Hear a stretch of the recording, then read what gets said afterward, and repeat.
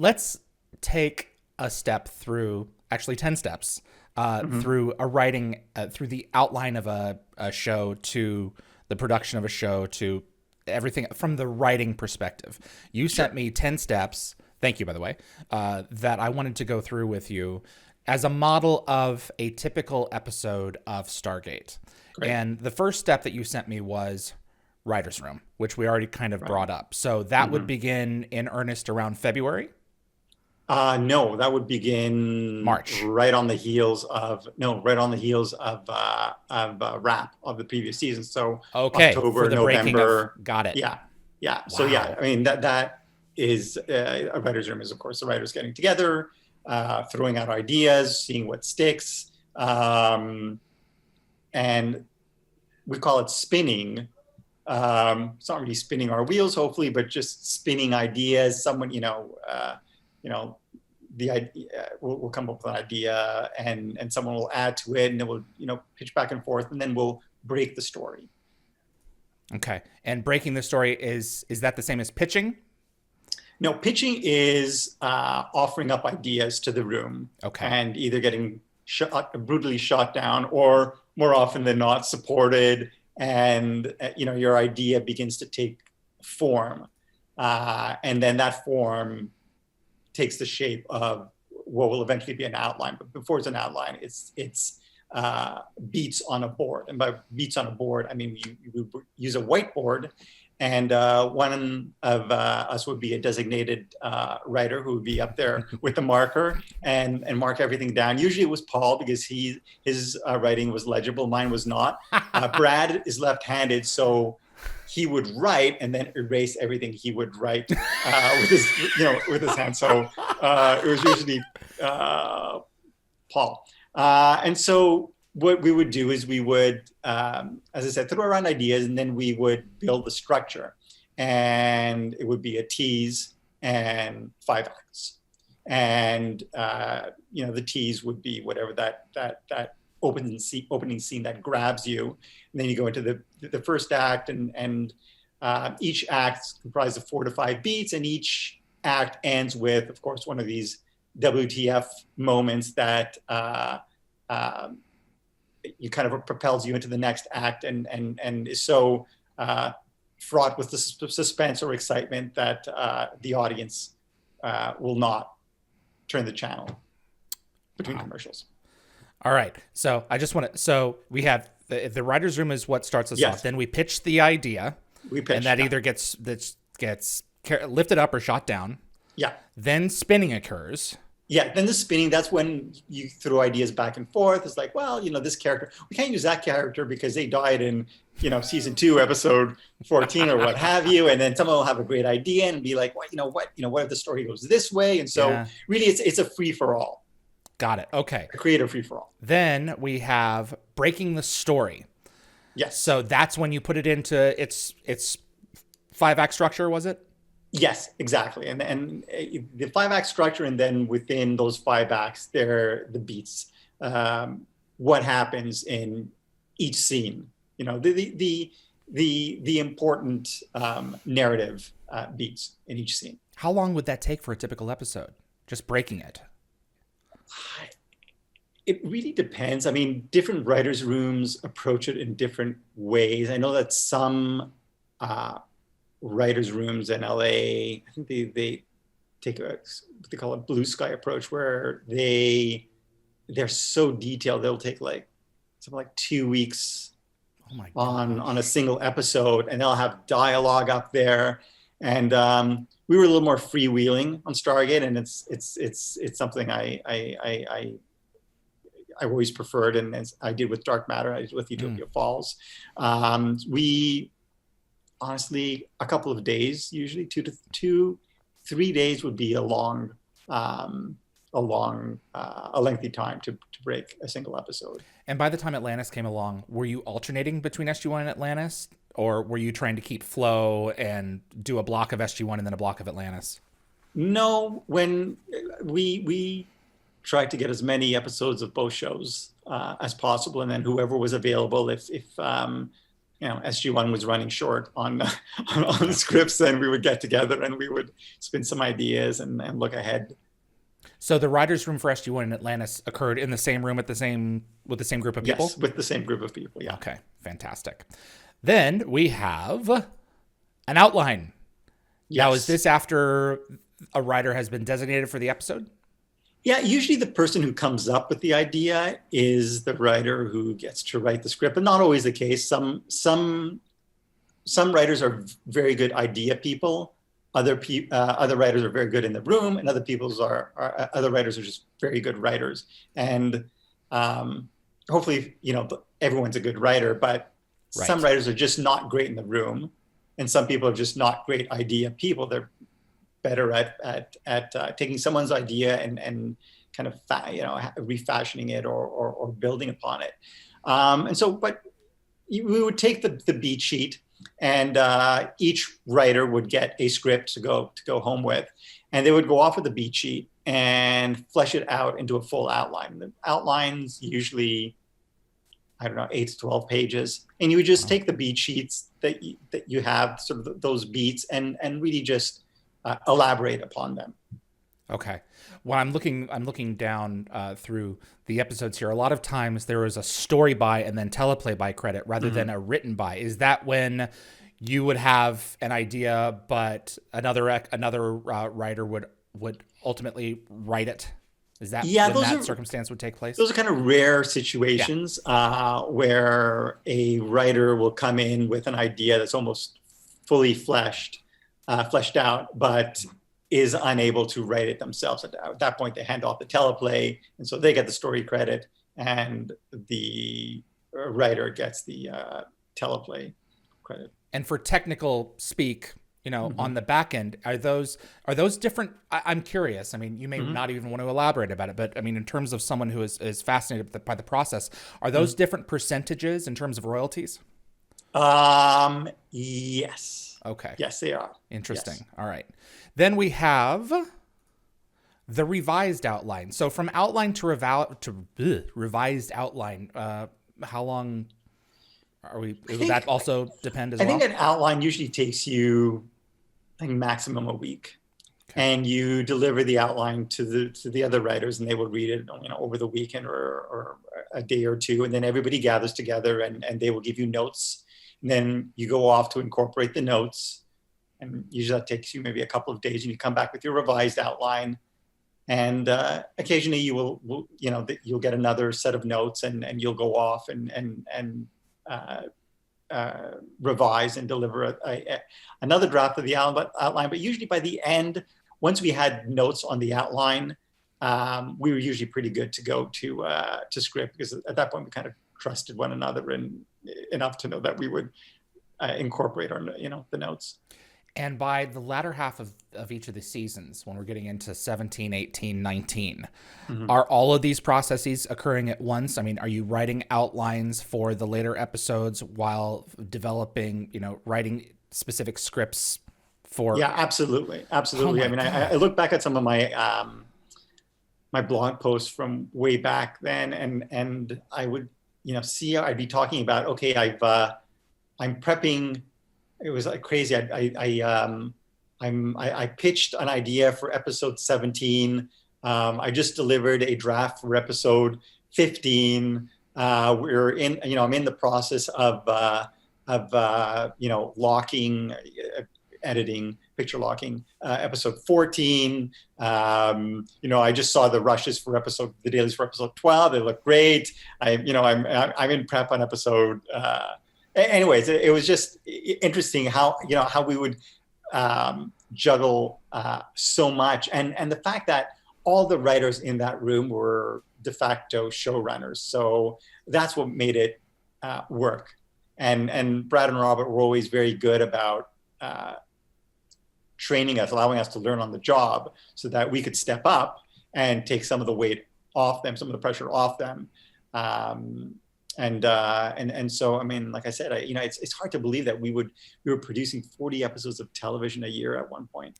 And your blog, available at josephmallozzi.com. The blog, yeah. Yeah, but still, I would have been like, I'm not getting to the blog. Can you see this? Are you crazy? There's no way, man. to be honest with you, I find it harder to write a blog when I have more time than when I don't. It's strange. Isn't that interesting? Yeah. Wow. I guess because you're just in the thick of it.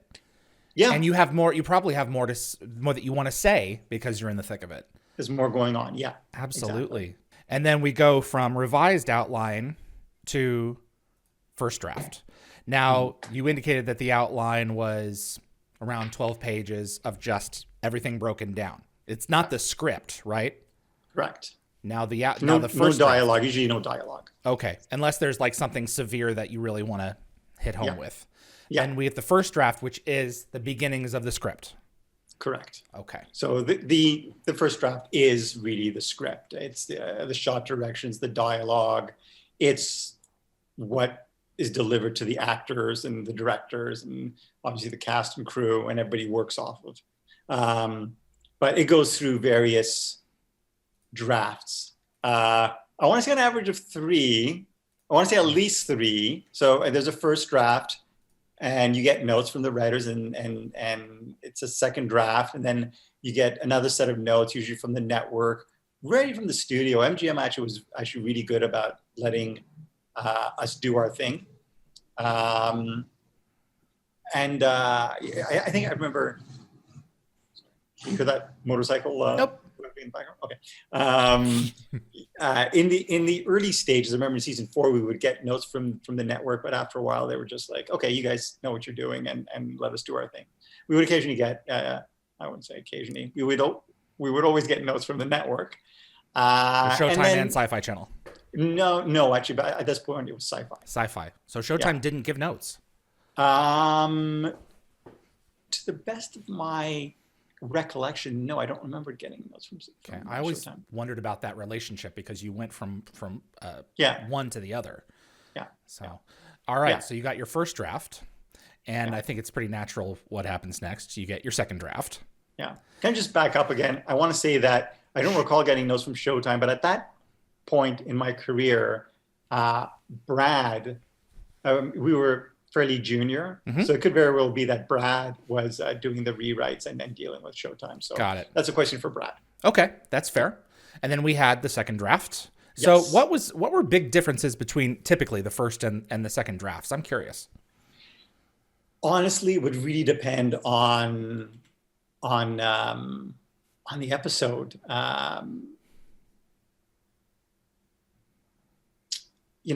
Usually the big differences were between differences were front loaded. So the idea you pitched would often be drastically different from the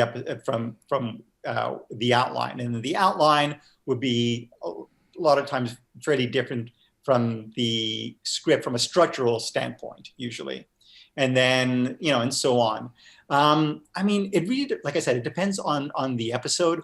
I know that personally, for me, my shortcomings as a writer when I was working on Stargate, the note I would always get was I would give the audience too much credit, meaning I tended not to.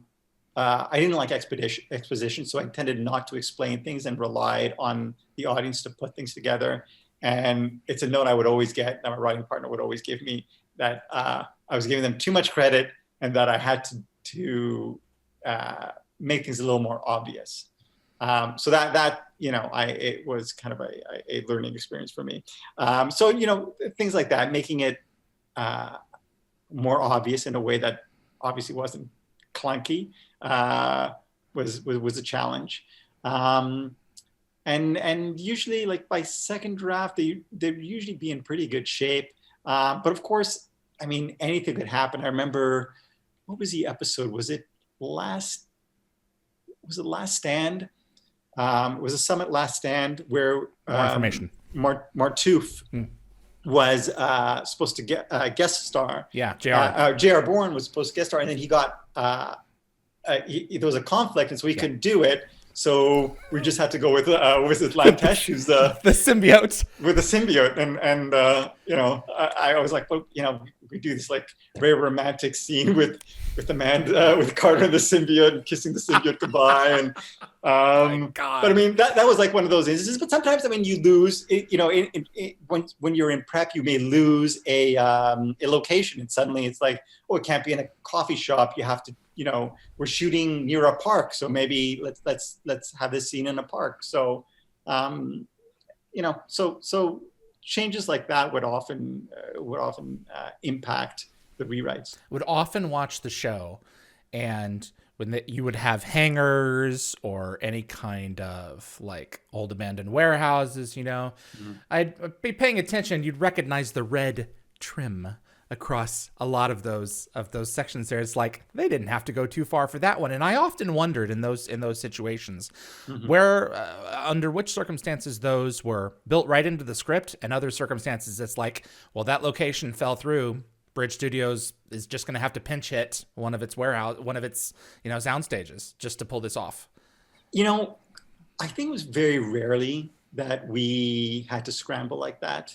I mean, one of the things that we were always very good at, that Brad and Rob taught us, was to produce on the page. And by produce on the page, I mean, what you write an efficient script, meaning you know what your budget is. So you need how many days at this location and how many days at this location. And you just write to these locations, or you write to your standing sets. But it was very rare that we would have to pinch it. I remember actually, I think once, I think it was just like a malp transmission, a message, and we just shot it. We just used like a brick wall on the bridge lot. And this one comes up because I remember actually Paul and Michael Greenberg are our longtime exec producer on Stargate. As one got into it because I think one of them wanted to use a brick wall and one of them didn't, and they kept on going back and forth in that prep meeting. Yeah.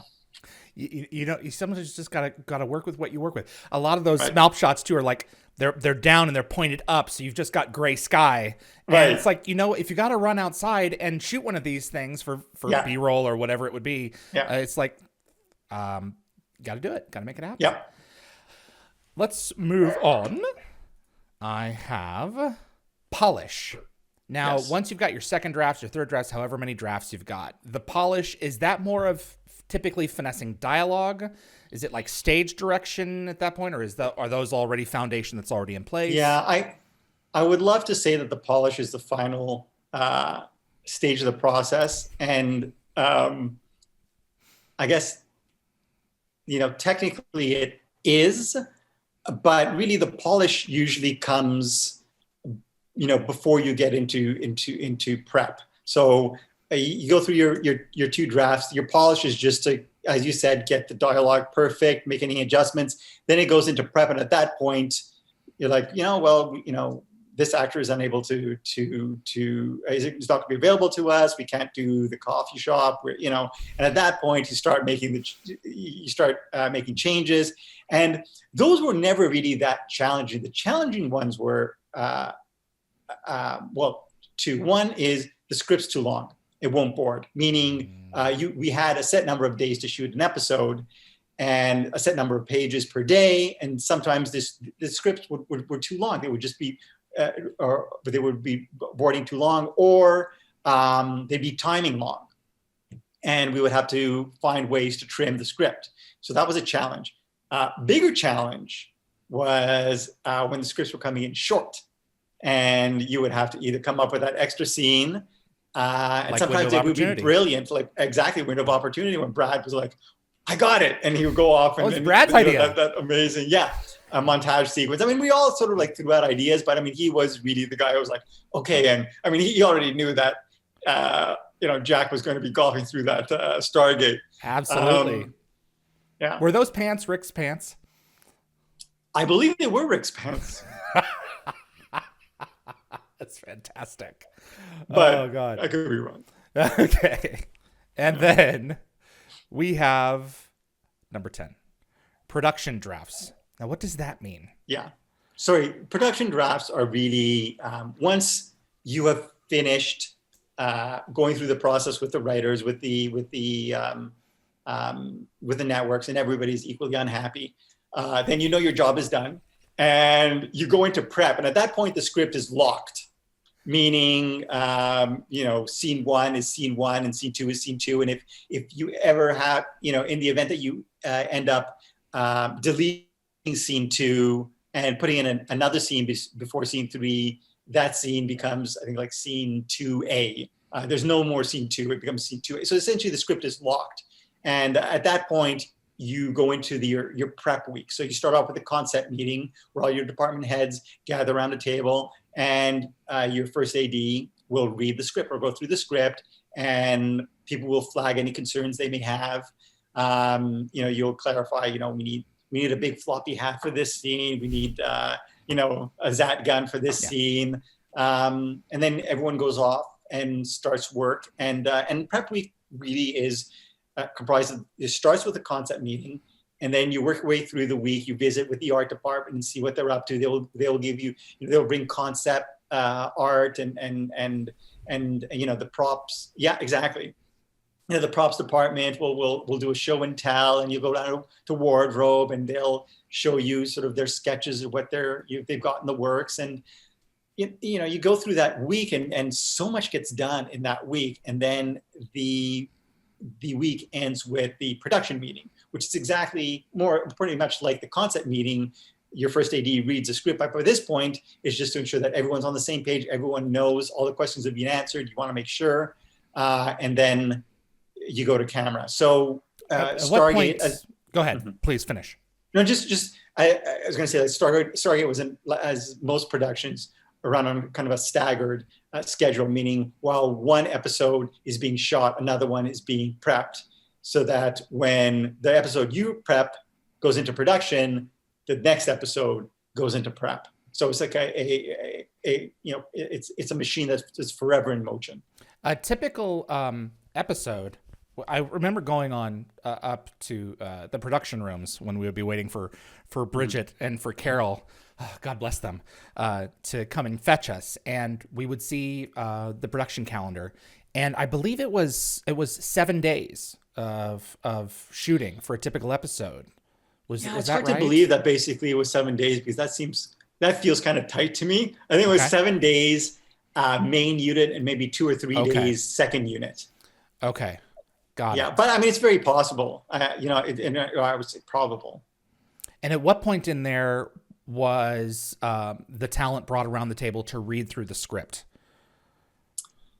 We did not do We didn't do read-throughs for SG-1. Oh.